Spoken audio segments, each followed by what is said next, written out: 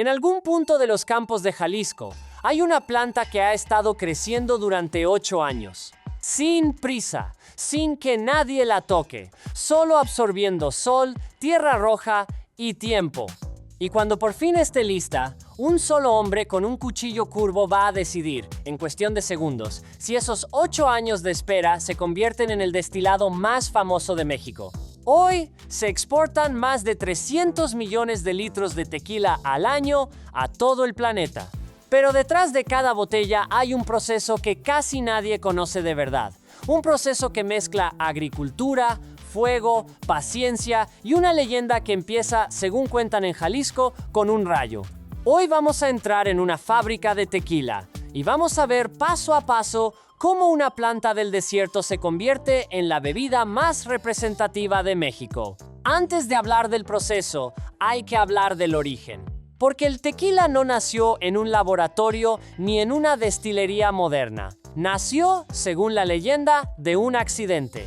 Cuentan que hace siglos, un rayo cayó sobre un campo de agaves silvestres y prendió fuego a una de las plantas. El calor cocinó el corazón de ese agave, liberando sus azúcares de una forma que nunca antes se había visto. De ahí, según la tradición oral, surgió el primer líquido dulce fermentado, el pulque, una bebida sagrada para los pueblos indígenas de la región, usada en rituales espirituales mucho antes de que existiera cualquier registro escrito.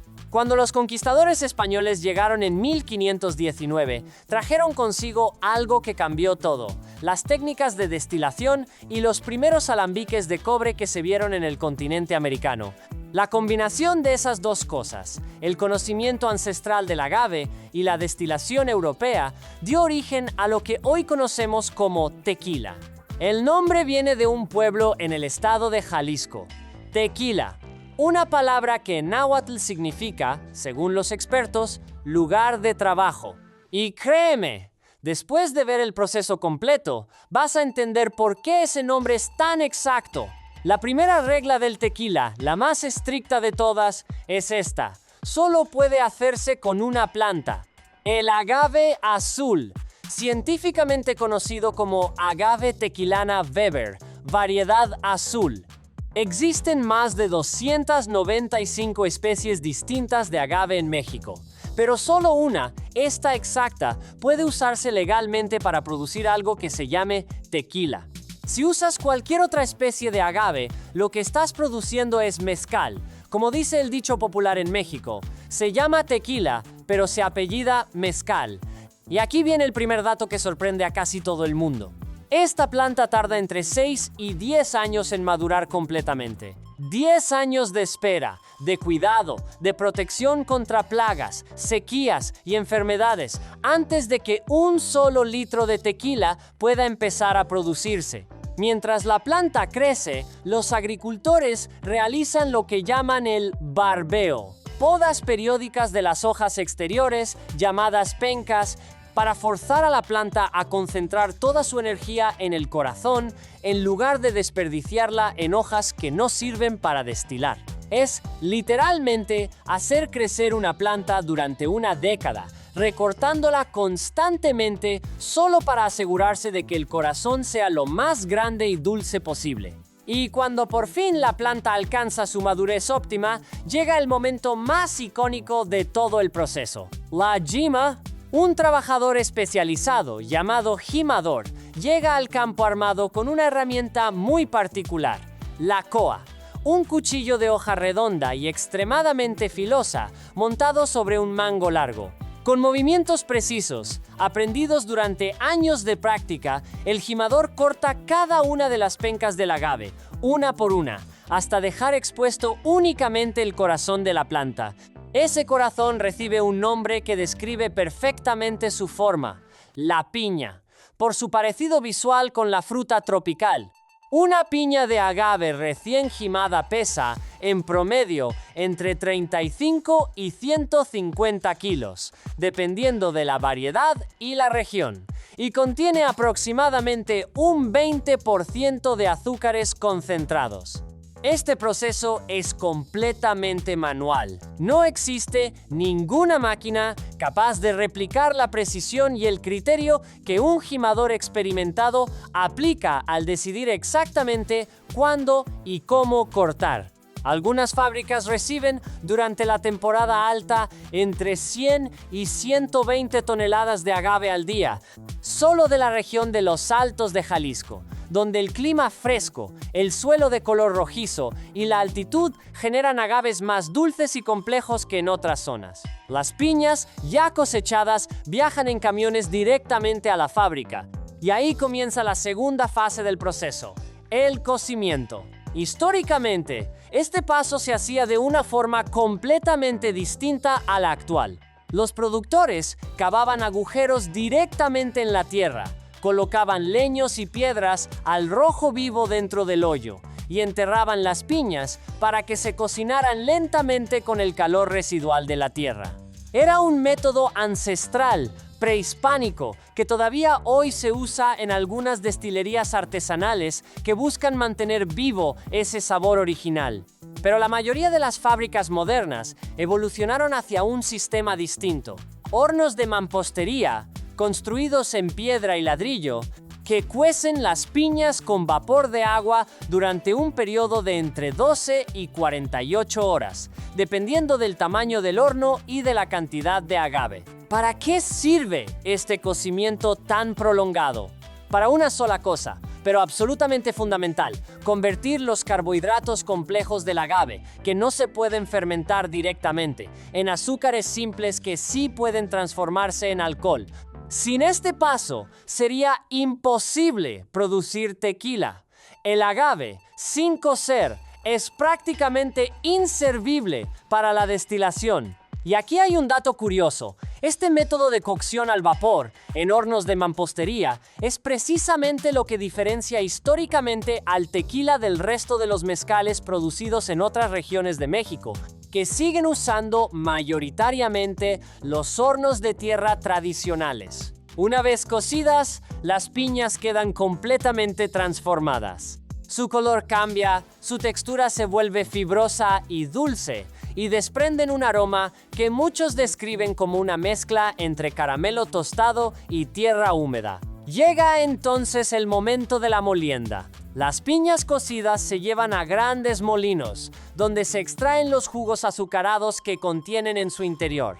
En las destilerías más tradicionales, este proceso se hace usando una herramienta llamada tajona, una enorme rueda de piedra volcánica que gira lentamente, aplastando las fibras del agave y liberando el jugo poco a poco.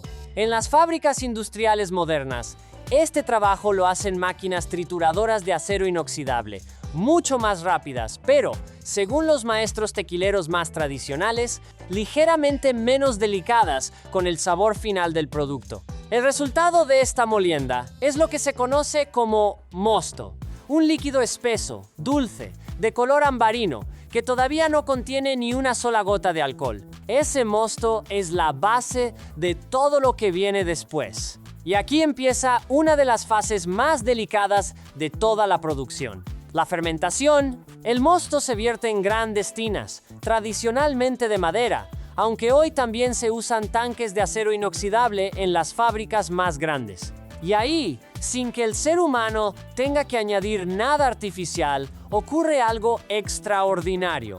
Las levaduras presentes de forma natural en el propio jugo del agave entran en contacto con los azúcares y comienzan a transformarlos en alcohol etílico. Este proceso puede durar entre 72 y 96 horas, es decir, entre 3 y 4 días completos, dependiendo de la temperatura ambiente de la región y de la cepa específica de levadura que cada destilería utiliza. Y aquí es donde cada marca de tequila empieza a desarrollar su propia identidad. Porque aunque todas parten del mismo agave azul, las levaduras naturales varían ligeramente de una región a otra, e incluso de una fábrica a otra.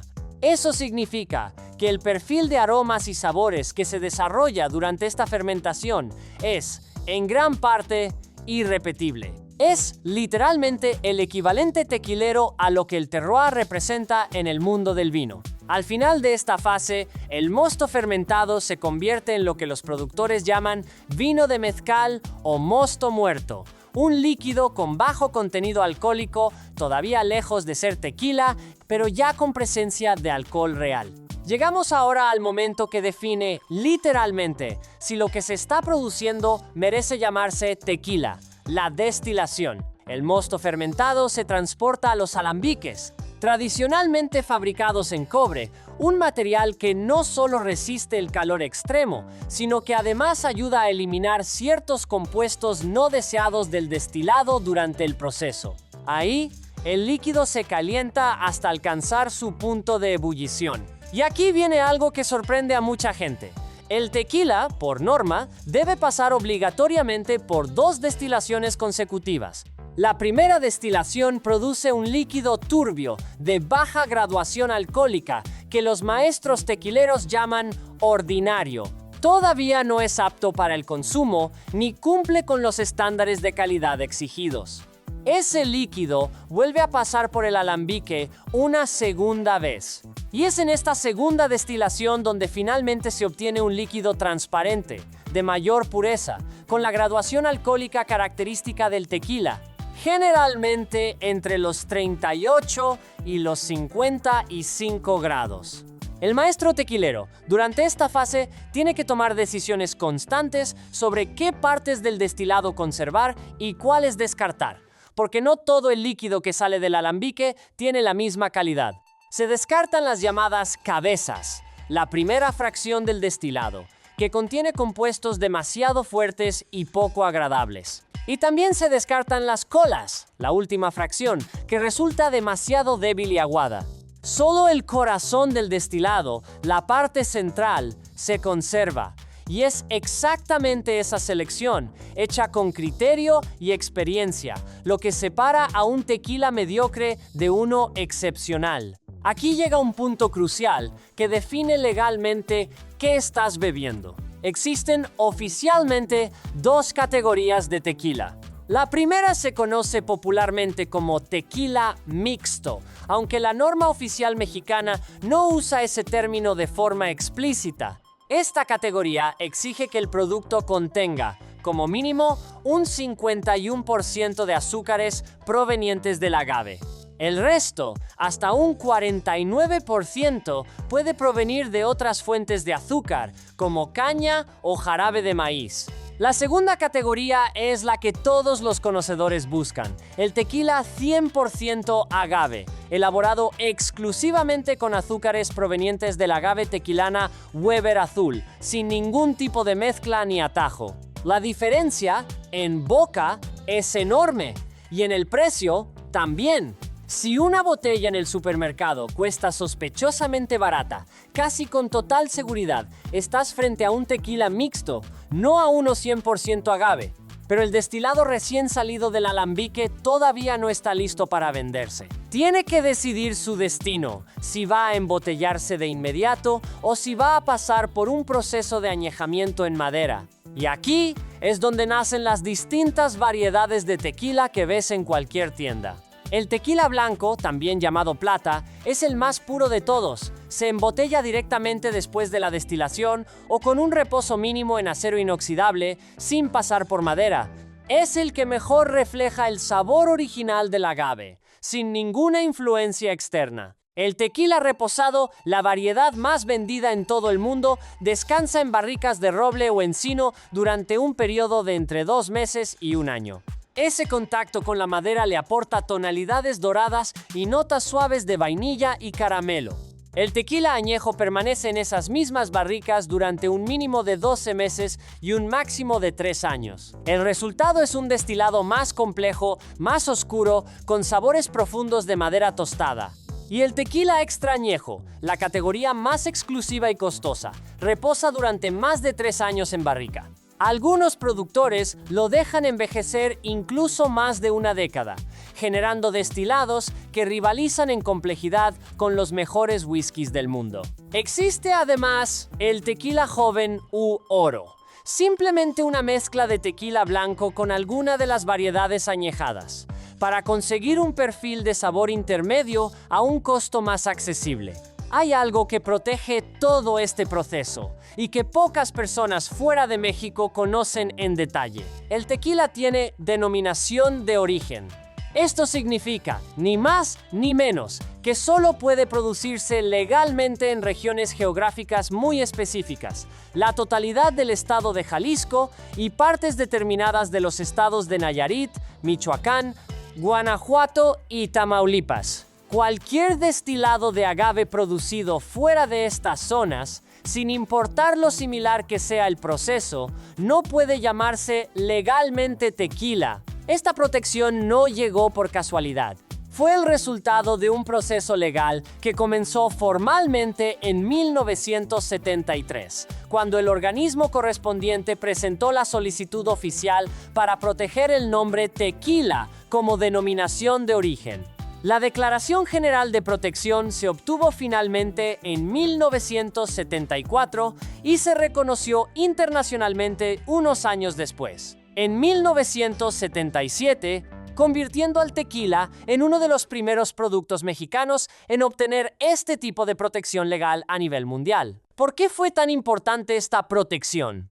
Porque durante los años 60, cuando el tequila empezó a ganar fama internacional, países como Japón y España comenzaron a fabricar sus propios destilados de agave, usándolos bajo el nombre de tequila, sin tener absolutamente ninguna relación con la región original. La denominación de origen puso fin a eso y aseguró que, sin importar dónde te encuentres en el mundo, una botella que diga tequila en su etiqueta garantice que fue producida exclusivamente en este territorio mexicano específico, siguiendo este proceso exacto que acabamos de recorrer. Y aquí estamos, al final del proceso.